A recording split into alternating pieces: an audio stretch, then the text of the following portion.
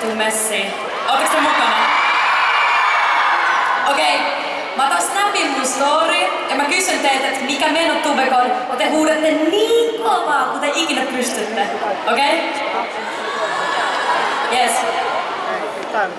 Mikä meno Tubekon?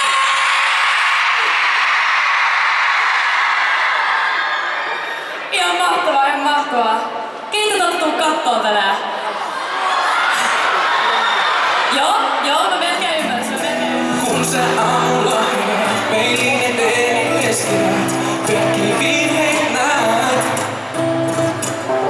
Laita lisää meikkiä, kun täytyy jälleen teippiä. Täydellistä missiä.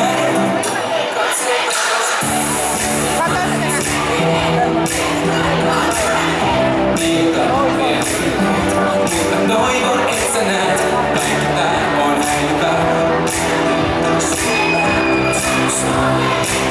Sun ei tarvii sitä. Siis viisu, toi vuori on täydellisen virhe.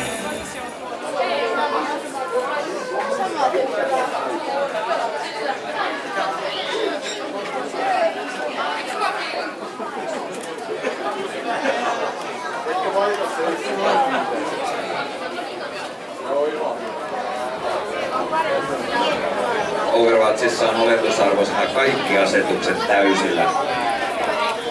Se on kauneinta karkkia, mitä tällä hetkellä on tarjolla.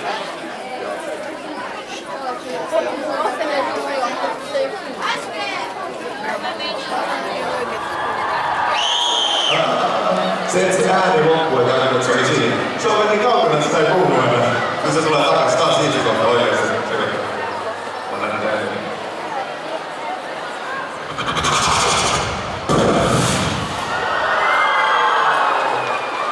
Ei mitään, voi kuulla tuonne jysäämiseen tänne, se on siinä. Nyt se on tossa, niin se on tuo tänne.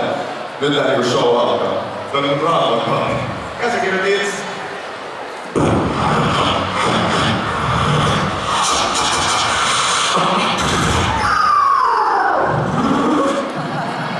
Hello. Jes, onks teillä tänään hauskaa? Okei, loistavaa. Tänään me tullaan kokeilemaan jotain hyvin kummallista rokkaa täällä A-lauksesta. Joo, kädet nyrkkiin.